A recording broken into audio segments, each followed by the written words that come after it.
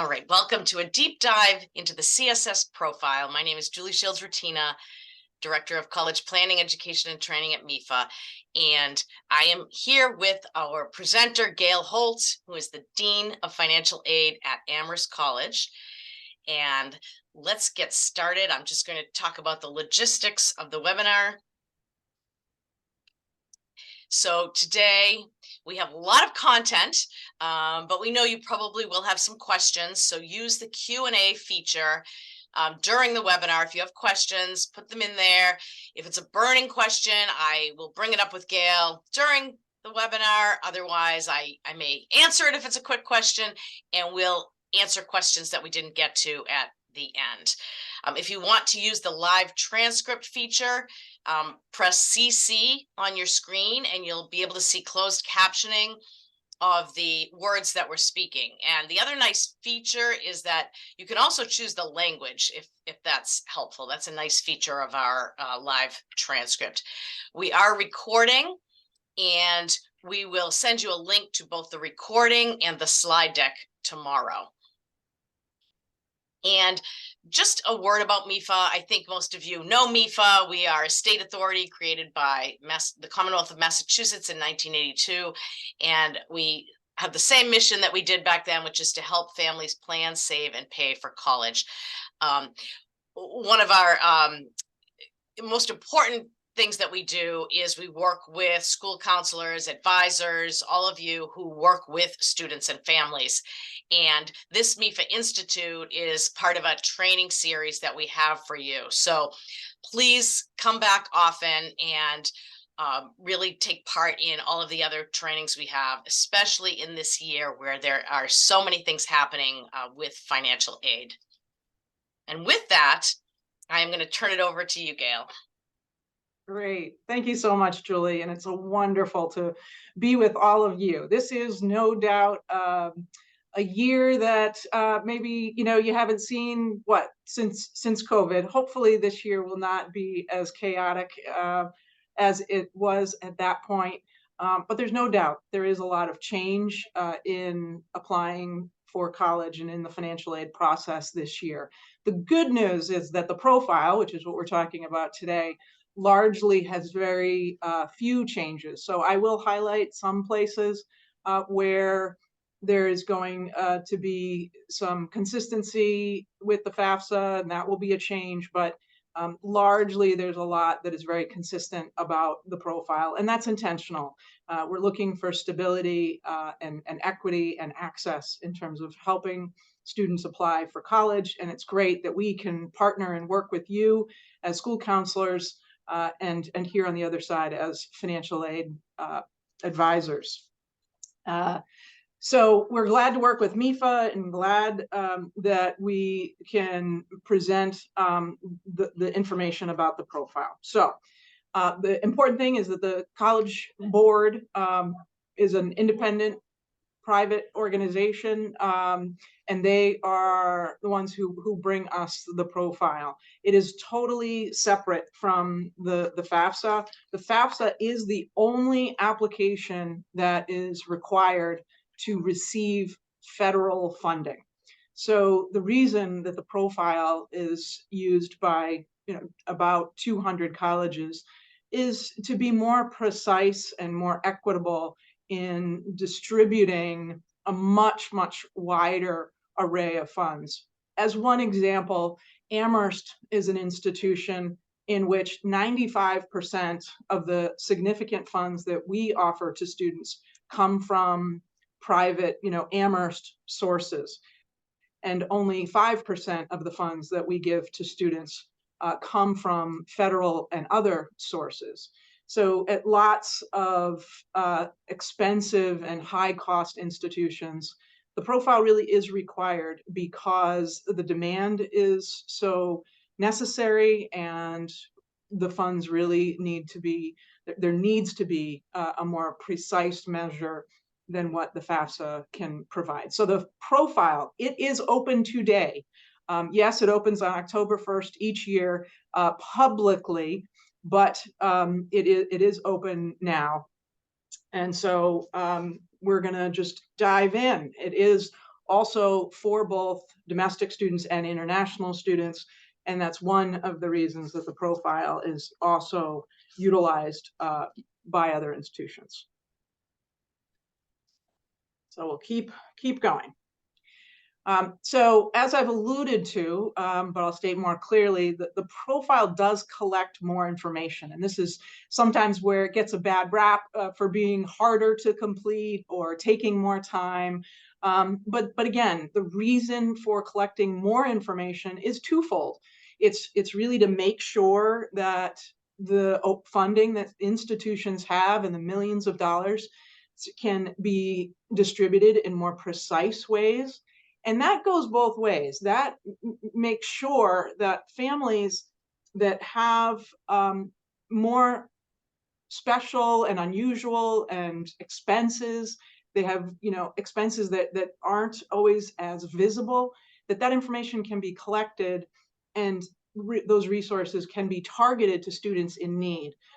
We're not always, as financial aid folks, we're not in the business of trying to keep money away from people. We're just trying to make sure that we get money to the right people and in the right amount. So we definitely, want families to be able to share the true reflection of what their family financial circumstances are. So that's where the special circumstances come in, and they are built throughout the application. Also being able to extend this application to international students who cannot file the FAFSA and do not qualify for federal student aid. So there's lots of resources that the College Board has on the main web page. So you see a screenshot of that, and I encourage you to look at the different resources. This is kind of a hub for the profile, from tips to information for parents when parents aren't married to each other, who is requiring the profile. Very importantly, if it's helpful to families to have the information in another language, such as Spanish. So there's a lot of good information on this page. Next, I'll highlight the participating institutions page. So the profile is one component of the College Board offerings of a few different kinds and pieces in the profile process. So using this page to filter based on state or to build a list of schools that a student is applying to will be sure to help students identify exactly what they have to do, and with their parents and those that are helping them complete the application, what do they need to complete? Because it can vary from institution to institution. So what you see here is who is the profile required from? Is it required from domestic students, international students, the non-custodial parent? We'll get a little bit more into that. And then does that institution utilize the document imaging service, which we will also talk about later on, which is a process by which schools can collect tax confirmation tax forms. And this validates the data that they're putting on the profile to make sure that all the correct information is being used. So you can search by the code or the name or the state. And so I would recommend that any student who's applying to several colleges run this for each college, maybe do a screenshot of what's required for each, or put it on a chart or something like that, so that they can see the differences, because it is going to vary by institution. So other resources that are on the College Board site that I do want to highlight, and we'll talk more about, but this is where you can come back to if you have questions. First and foremost is the accessibility of the profile and the fee waivers. So the College Board, and with the profile, does offer fee waiver programs. And you may be familiar with the fee waiver programs of the past. They have been, and they are continually evaluated to make sure that they're serving students well. So those fee waivers now extend to more families, and we'll get into some of those details, because you really want to be aware of who will qualify for those fee waivers. You can easily see the details right here on the website. You can print off information for your students if you want to target, students who are eligible, if you happen to know that information, or are talking with students or parents who are concerned about the cost. But there's also another highly important piece, would be resources targeted toward families that are not parents that are not married to each other, either in terms of who needs to fill out and how do they fill out the profile, or if a waiver of that parent's information is required. A new thing this year is that the College Board has created a CSS Profile video. So this might be just a nice thing that you can make available on your school websites, or send it out to families, or provide it as a resource as families are signing up for financial aid nights. It gives them a nice, quick, easy overview of what the profile is all about. So I encourage you to take a look at that video that's on their website. So how does the process work? The application itself is evolving, it's customized. So signing in, families can sign in with the student's information that the student used from the SAT or AP tests, or parents can create their own login if that's something that they would want, and they can sign in and complete the application with their information that way. So that's just personal preference. But the customized application is key. So it's customized based on the schools that the student is applying to. And so it is possible that as students are deciding where they want to apply, that the sections or the questions will be added to as that expands. I always recommend that students only fill out the profile when they're really, really sure that they're going to apply to a certain college or university. So like as soon as they've submitted their admission application, then go and complete the profile. But because it is a fee-based application, you really only want to complete it when you need to. So it's totally fine to get the base questions completed, and then when a school needs to be added, you add the school, and if there's a few more questions that need to be asked, it doesn't take that long. But the whole goal here is to only ask what is absolutely required for the institutions that the student is applying to. Also, the College Board continues and the profile continues to use, modern technology and features. So you can jump around in the application if that's helpful in terms of your own train of thought or family's trains of thought. You don't have to do it all at once. You can do a little bit here, a little bit there. And of course, I don't know who would ever want to fill this application out on a mobile device, but it is mobile friendly. I guess actually iPads are considered mobile, so maybe that's possible, but I definitely wouldn't want to do it on my phone. All right, so what are some general tips and tricks? These are tips and tricks that I bet you share with your students all the time. You can never hit save too often. That is an incredibly frustrating experience if you get pulled away from something and then lose data. But it is an application and it's a software tool, so using the navigation buttons in the actual profile application are important, because the navigation in the wider Safari or web browser will can be troublesome. There's also a lot of hints and notes on different questions, so that the application itself can cut down on all that peripheral or superfluous detail and make it more visually appealing to be able to complete. But for those individuals who need more detail, those hints are definitely there. Any fields another tip that's important is any field that is a numeric field needs to have a value in it.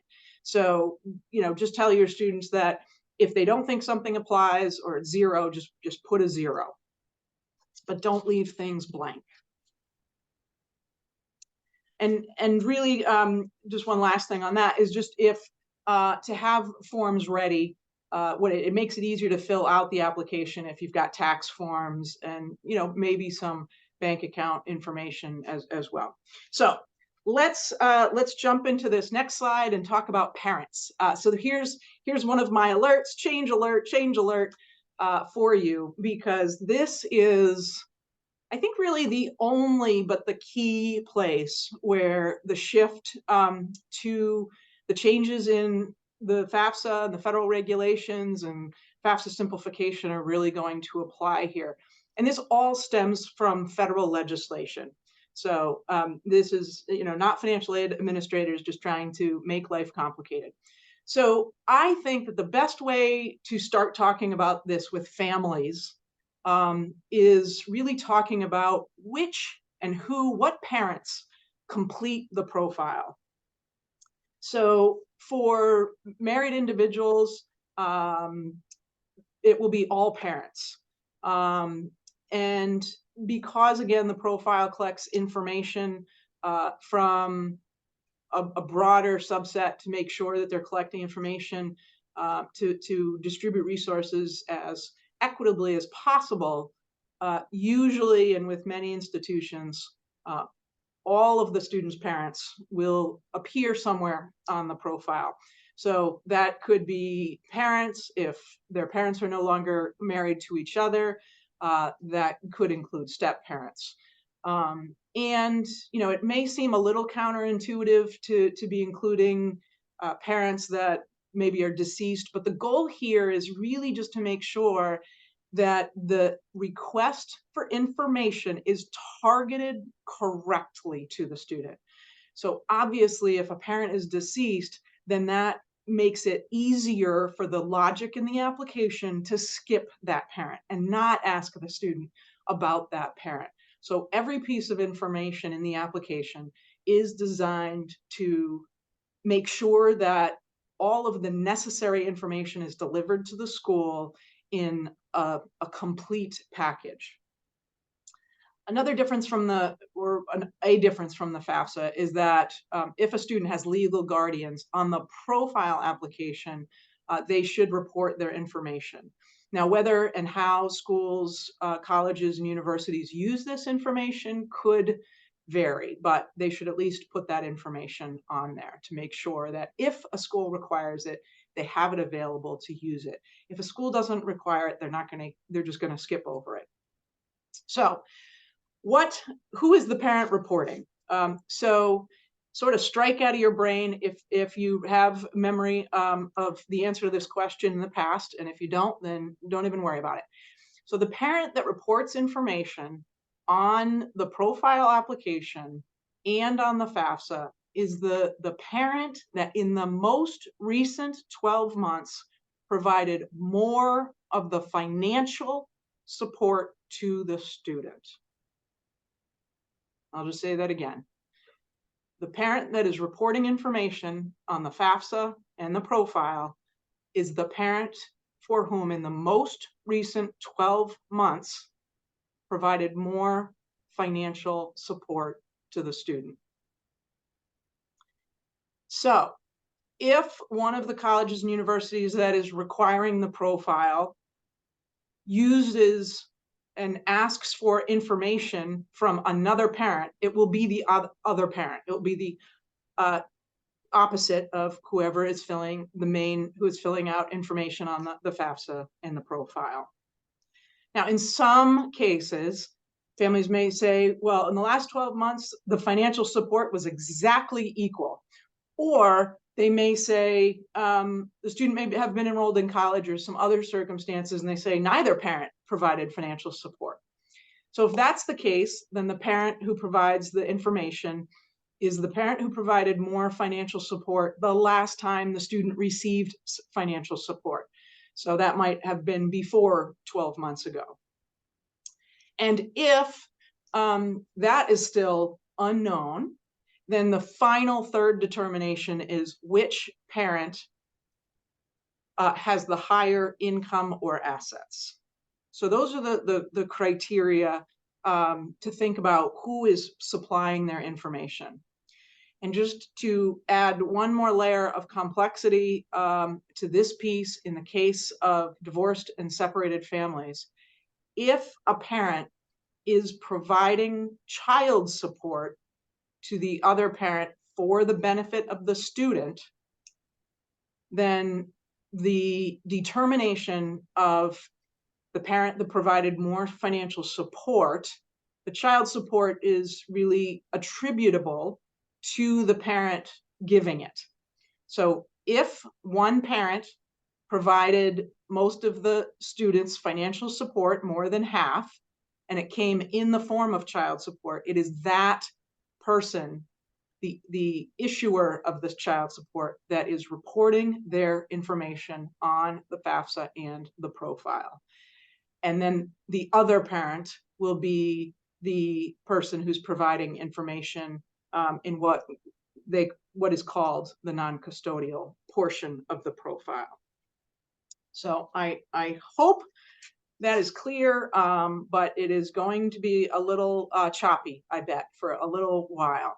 But there's more information, and you can print things out and stuff like that on the home page. So hopefully I've hit. The other thing I'll say here is that some schools will also assume a minimum amount for a student contribution. But we actually can get into that because we're not really talking about that right now. Okay, so let's go on to the next slide to keep things moving. Okay, so I said that all parents should be listed in terms of the questions about who are the parents. There certainly are such a wide variety and array and circumstances when it comes to students and their household situations. So sometimes a student is not reporting the other parent on the form.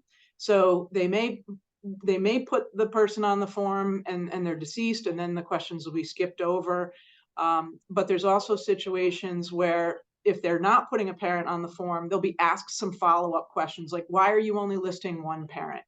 And so that's an opportunity for the student to add a little bit more information about why they have not put information on there. And so anytime if there are issues with legal orders or abuse, again, this is where the attempt is to make sure that the correct information is collected from a family, to skip over information and explain information that's not available. So there are some additional questions just to sort of fine tune situations in which there really is only one parent and should only be one parent. If there are sensitive situations, then there are ways to request that information be waived, and we will get into that, I think, coming up. Okay, let's go to the next slide. Okay. So what happens when there's just two parents, but they're living in different households? Once the student information has been added to the application, that's when then information can be sent to the other parent. So the other parent, their email address will be requested, and then they will receive an email with a request to complete and submit the profile. Everything's pretty similar for the other parent. The website's the same. They create their own account. They only need to use the link is this College Board Financial Aid ID, and it's that ID that helps pull the applications together behind the scenes. The good news for the other parent is that they don't have to repeat any of the student information because that information is already there. They're only adding their information. And the information is, contained.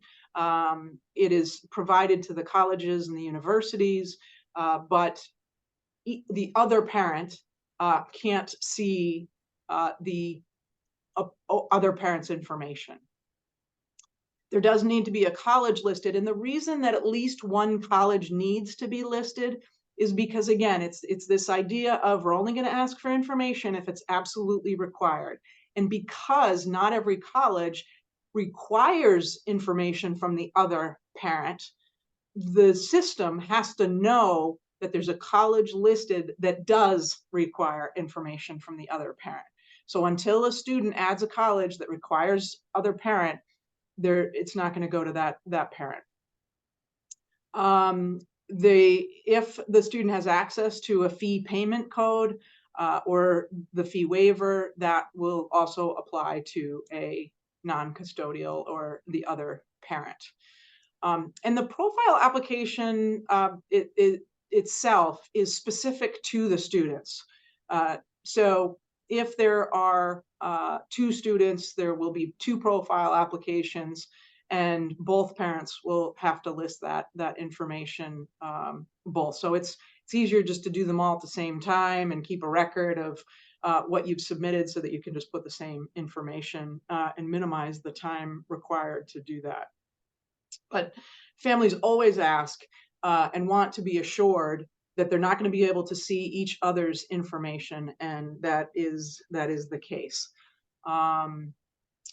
Again, there's an effort for the parent completing the profile, the main profile, to only ask questions that are absolutely needed.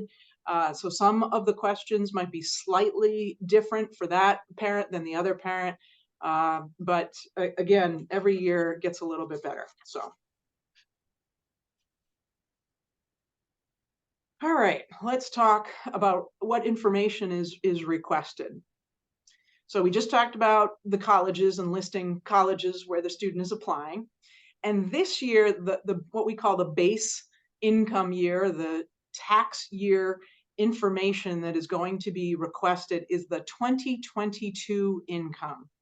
And the reason for this is because everybody, at the point that they're filing the profile, everybody should have access to a completed 22 tax form.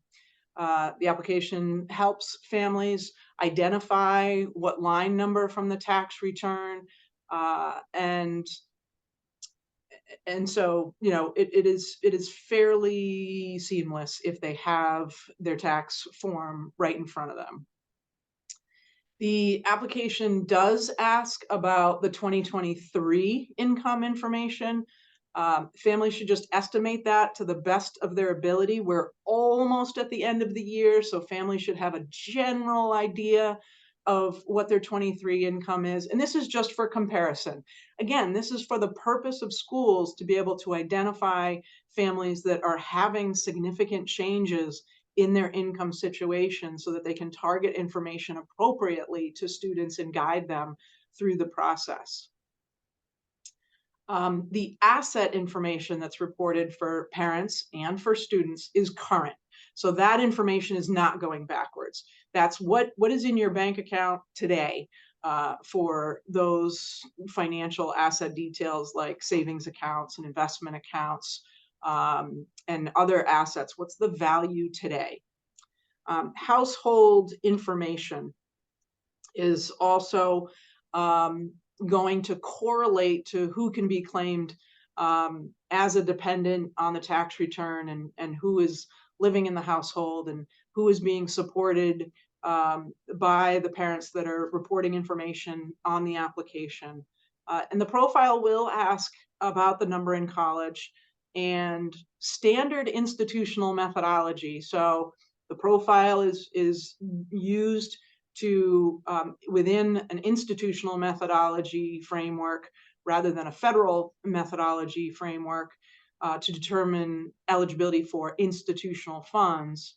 The institutional methodology still does account for siblings and children in college. So that's another place that it's the same for profile from prior years, but it will be different from the FAFSA. All right, more questions. And again, it's all about the better way to estimate families' financial health. So there are some untaxed questions that are asked. When it comes to the FAFSA this year, most of the questions are taxable questions. if there is, well, I won't get into the fact, this is a presentation about profile, so I won't say too much about FAFSA, but for the profile, there are some untaxed incomes,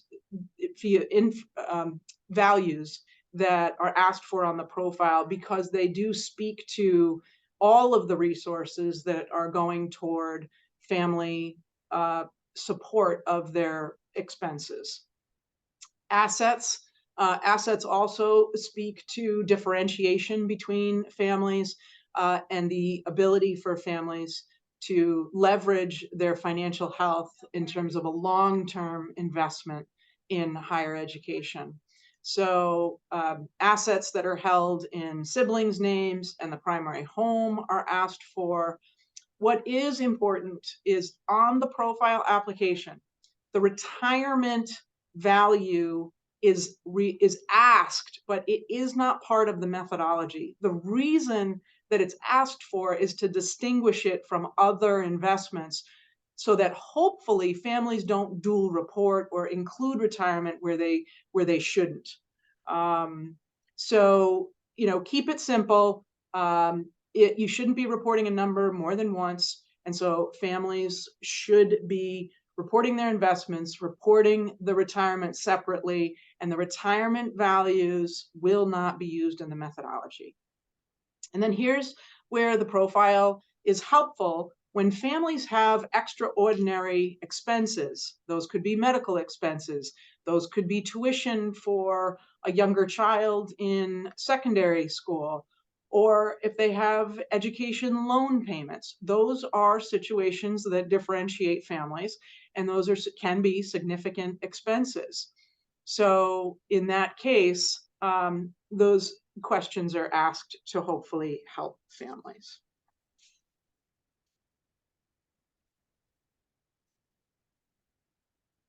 All right, continuing with family data.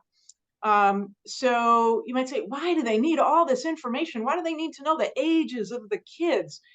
So this is where in the institutional methodology, again, this is helping families. So by asking the ages of children in the family, there is the assumption built into institutional methodology that families should or could save for all of their children.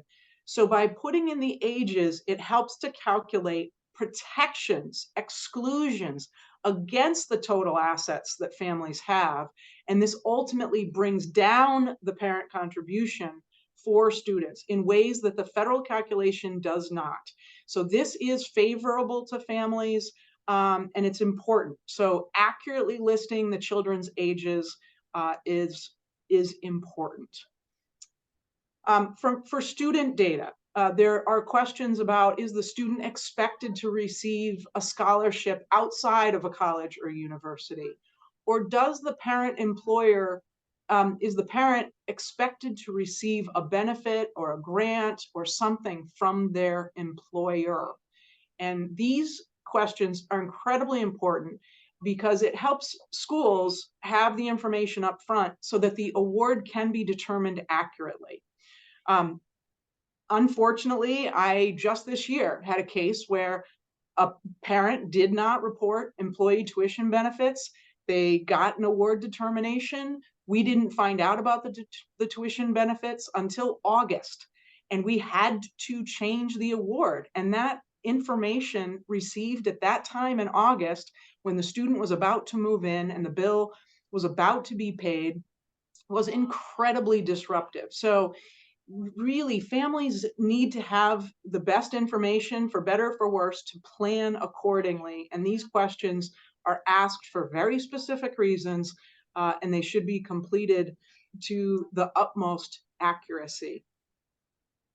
Another feature of the profile that's incredibly important is the opportunity to explain special circumstances.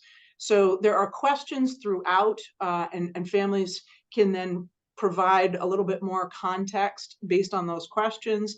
And then they can also have free form text to just say, you know what, 2022 was a hard year, it was unusual because, or we're expecting to have this really substantial expense, or we're supporting family, we're supporting our parents and we're paying $500 a month toward their care.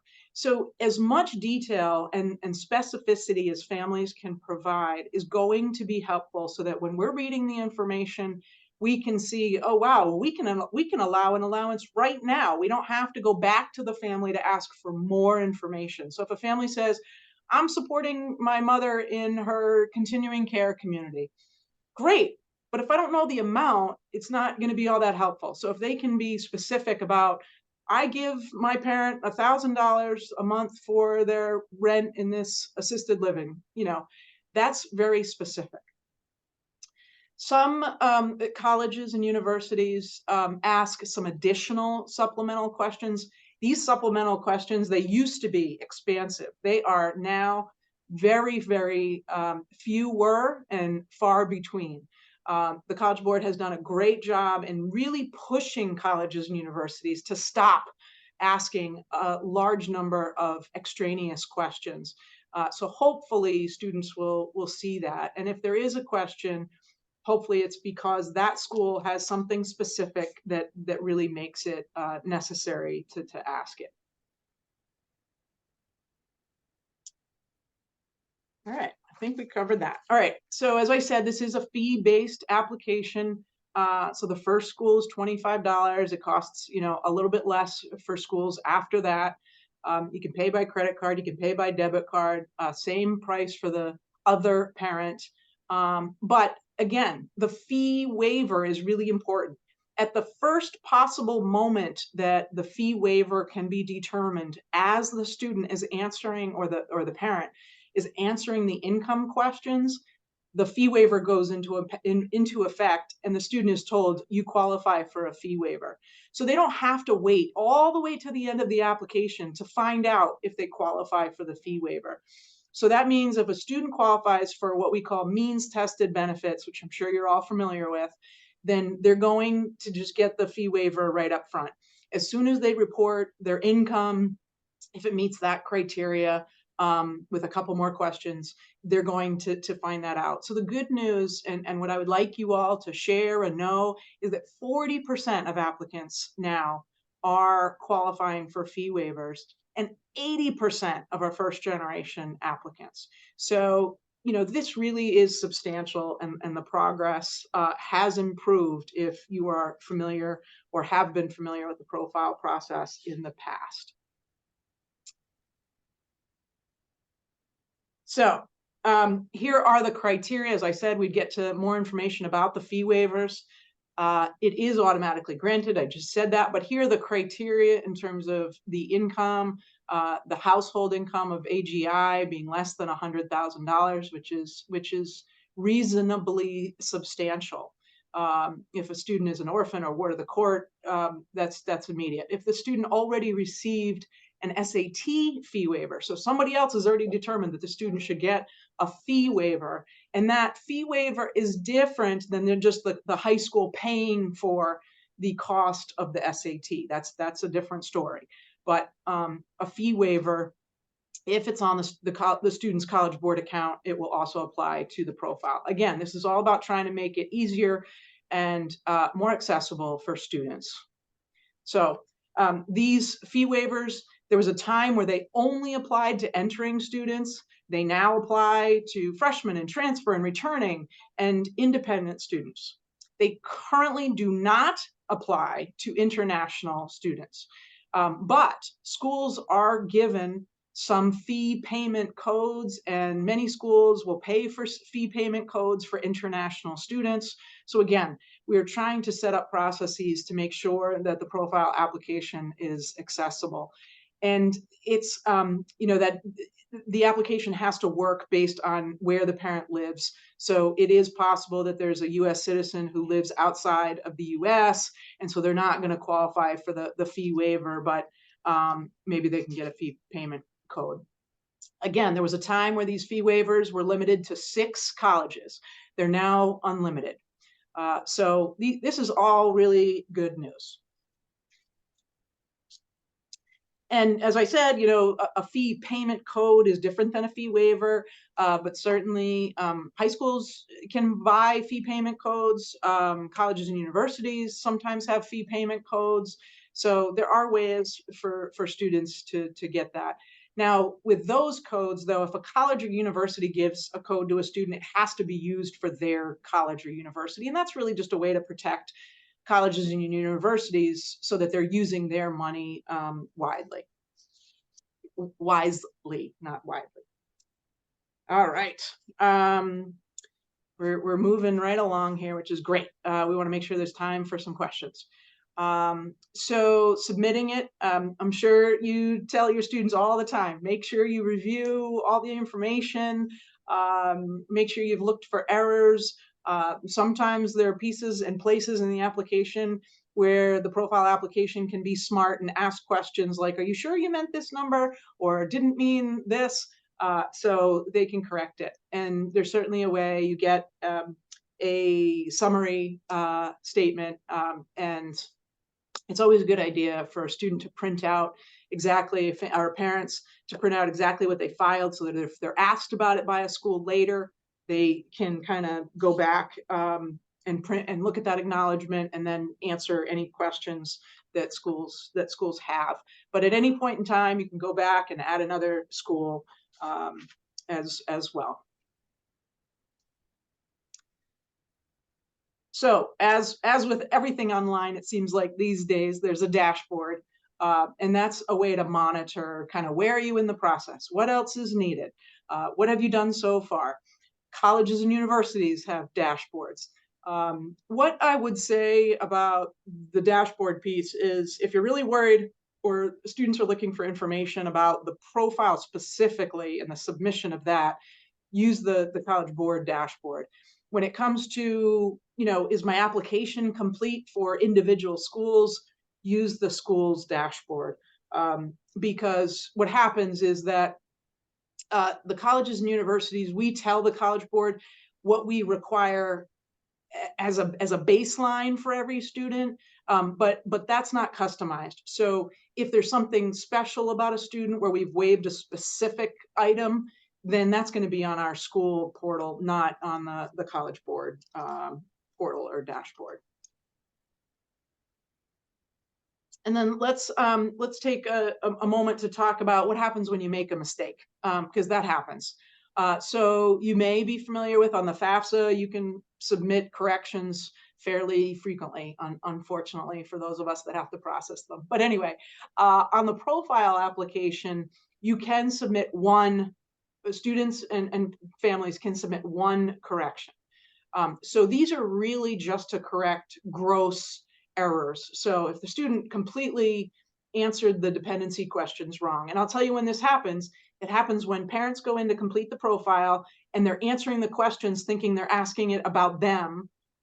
They're asking about the student. The only question that they're asking about parents is your income, your marital status. But when it's asking, you know, are you over 24? They're asking about the student, not the parent. So when that gets botched up, you can submit a correction to take care of that. It's also interesting that sometimes families don't include and understand the business information. So there are questions if a family reports that they're self-employed. There are some questions to say, are you sure you don't want to be reporting business information? But that information is required, and colleges will follow up if business information is not submitted. So it's just easier if families put that information in up front. And so they basically say why they're submitting a correction. They can put in free form text to explain the correction. They're processed pretty quickly. And basically, you know, you can submit a correction, but if you're adding a college, you've got to do that separately. And there's no charge to submit a correction. All right. So the last piece, I think it's almost the last piece, the College Board's document imaging institutional documentation service. And this is, again, this is helpful for families because they can upload copies of their tax returns once, and they don't have to send it to schools individually. They don't have to worry about sending it through email. They should never send a tax form with personally identifiable information through the web or through email. And who knows, many families don't even know about faxes anymore. We used to collect all this information via fax, but the upload of the tax forms on the iDoc portal is very easy. It tells you exactly, what you need to provide. You say what it is, and schools need to receive it this way, because what happens is the College Board servicer, they scan the form and they data enter the dollars. The data entered figures get sent to the institution, and it goes directly into our financial aid systems. So it is the quality control to make sure that families have entered all the information correctly. So if they don't understand the question about AGI and they put in the wrong number, but then they upload their tax information, we're going to get the right number. And that makes it better for the student. It makes it better for the families, and it makes it easier. We don't have to go back and forth to families to get information corrected. But what is important on the iDoc is sending all pages and schedules. I know some of these tax returns are crazy in terms of, 50 pages, but just upload the whole thing. If it's a PDF and it's a document on your computer, it doesn't matter. You're not paying by the page, and it takes 2 seconds to upload the whole thing. But families don't, in my conversations with them, they don't often understand the whole schedules and when a schedule is important and when it's not. So just upload the whole thing. I promise you, we're only going to worry about the schedules that we need to look at. We often get lengthy tax returns. I don't have time to look at a 50-page tax return. I'm honing in on what we need, and we're moving on. The other thing that's important is making sure that the tax return is signed. So I know that, lots of times you may get a form from the accountant, it's not signed. But there will be circumstances where, from a federal perspective, we need the signature. So it's just better to try to get it signed. And the website is listed there. Here's what the dashboard looks like, just so that it looks familiar to you when you're going to it. And then more resources. So, there's no shortage of support from the College Board for families, email address, chat, phone. There's also a counselor support customer service as well. So if that's helpful to you, make note of that number and go from there. So things to do. There's lots coming up. We're glad that you're able to participate in this webinar and get even some PDPs for it, which is great. Please share all the MEFA resources with your families. And there's so many events that you can take advantage of. Look at the event page for MEFA. Help with deadlines so your students are aware of what's required. But there's a lot coming up between the profile and the FAFSA. I will say one word, and Julie, you can go to the social media site, because I think that everybody takes in information in different places. And so wherever you're taking in information, MEFA has a connection point for you. So definitely utilize that. But I know that families are very concerned right now. If they've heard that the FAFSA is delayed, they may be concerned about what that means for them. I want to assure everybody that schools that are using the profile are going to be best positioned to keep things uniform for the students that are applying. So early decision and early action programs. If a student is needing to file the profile, they'll be fine. File the profile. Schools are providing information for the student on their regular schedule, because they'll have the profile information in order to be able to inform students of the offered financial aid. And then they will follow up later with the FAFSA. receipt, because schools have to receive the FAFSA to be able to administer the federal financial aid. But they know, and we're planning for collecting it sometime after December.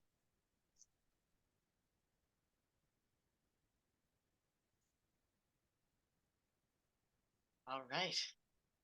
And I hope you So, have some questions. yes, well, there's one great question.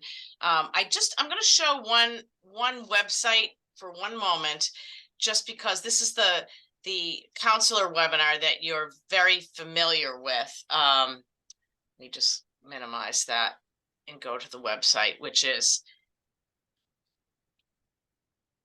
mefa.org/counselors. So I think most of you are very familiar with this website, which has a lot of resources for you. And I just want to point out that we added this right at the top, college financial aid. We have resources to help families navigate the entire financial aid process. And all of those resources are on a page for families. So I just wanted to point that out to all of you, that you can see. This will connect them to all of the financial aid information this fall, as well as a senior financial aid timeline and a couple of videos. So just wanted to point that out. And now we'll go back and Thanks for sharing that, Julie. That's great. yeah. And then there's a great question, Gail, that I'm going to have you address, because I think a lot of people might like to hear the answer. Can you talk just a little bit about what undocumented students should be aware of? So, and it's kind of a multi-part question. Undocumented students, number one, and then documented students with undocumented parents. So if you could sort of just generally talk a little bit about all of that, especially as it relates to profile. This is another great way that the profile provides the ability to create access and resources for all students. So undocumented students absolutely can and should complete the profile for schools that utilize it. And they will get all the same questions as everybody else. They should just answer it to the best of their ability. If their parents file tax forms, then they can still report all that information. If they don't file tax forms, they can report that information. And they're really the same as international students from the perspective of a school receiving the information. So, you know, they may also qualify for the fee waivers because they're living in the United States. So that's good. And the second part, Julie, you said students who are citizens, but their parents may be undocumented. Again, it's easy to fill out the profile as well. On the FAFSA side, the student who is the US citizen should complete the FAFSA. That gets a little bit more complicated because the parents will have to have an FSA ID. And I know that MEFA's got some webinars coming up about how to get the FSA ID, so I'll plug that again. However, the federal Department of Education determined process for exactly how those parents get the FSA ID is still being finalized. So I can't tell you exactly what it will look like. I can tell you that there will be a process. And I am hopeful that it will be a process that can be manageable for families that need it. Thanks, Gail. And so then I'll just ask any other questions if you'd like to put them in the Q&A section now. And just while we have Gail for another 5 minutes, because I know there's a lot here, but that was really thorough, Gail. Thank you so much. I mean, I'd be interested if you know counselors, you know, do you know students who have already started to complete the profile? You know, what have you been hearing? You know, please don't make assumptions about your experience of the profile in the past, because it really does change from year to year. It does improve year over year. And it shouldn't take that long. And, you know, I think that, you know, about 45 minutes to an hour-ish is what it should, you know, take. I do worry when families say it took 2 hours. I'm like, I don't understand how that that could be. If you have all the information right there in front of you, you know, your tax forms and kind of general information about your bank accounts, it shouldn't be that hard. And I'll add to that, you know, because sometimes I think it seems overwhelming when there are a lot of questions, but I will always say to people, go through, complete it as best you can, of course, saving as you go along. And then if you get stuck on one or two questions, which can happen, right? Or if people you're helping are stuck on one or two questions, then that's when you can reach out. And, you know, at MEFA, we're happy to answer that question, or colleges are happy to answer that question. So I think you can get most of it done, and then just know that there's a lot of free help for your questions. So let's see. I feel like I have one more question here. The other thing that I'll just put a real quick plug into, on the CSS Profile website, they will post notices of when there's scheduled maintenance occurring. So there are some times where the profile will not be available. And if you want to make note of those dates in advance, or have reason to, you know, make sure you're not sending out a reminder to students to file their profile on October 19th, but it's down from midnight to 7 a.m. Like, you want to time your notices and reminders with when the profile is actually up. So definitely check out their homepage so that you can see that information. And we do have another really good question, Gail, and I know you can, you know, truly only speak for your own institution, but it's a good question. What have you heard regarding multiple students in college at the same time, and how that will be treated at schools that use the CSS profile? I am hearing a variety of things. I think that, generally speaking, at this point in time, institutions that are in the highest cost sector are probably still going to be including multiple siblings in college at the same time. I do think that for schools that really have very limited funds, they're only using FAFSA funds, you know, they probably won't be. And then there's that group in the middle that they may have some money, but not a lot of money. And it's really a question of how they're giving out the money in the first place. So I do think that there's a lot of emotion about this whole thing about number in college. But I think that, but if we step back as professionals, you know, school counselors, financial aid folks, the bottom line is some of these colleges just need to figure out how much money they can give a student, period. Like, they're limited in their dollars. So if they're saying, you know what, we can give a student this much money, $20,000 or $15,000 in a scholarship, it doesn't matter whether they've counted number in college or not, because they've already decided how much money they can give that student.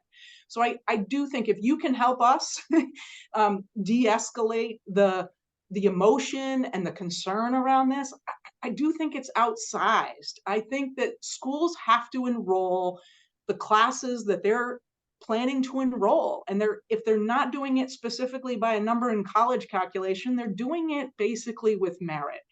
So institutions like Amherst that do not have any merit, it's all need-based, are probably still going to be including number in college in the calculation.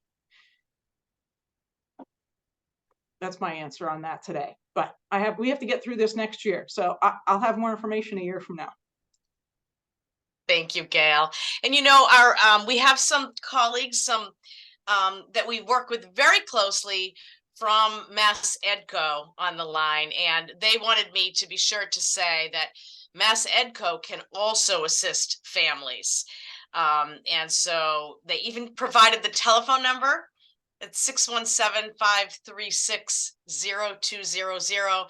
So please know that is another place that your families can go and get a lot of terrific help. And what I'll say about Mass Edco is, you know, they have a wide variety of options of how they meet with students and families. And they also have a number of staff members who can help in different languages too, which is always super helpful. So thank you so much, friends.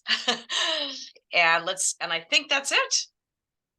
Gail, thank you. And thank you all for those good questions, and stay in touch so that we'll all get through this fall together.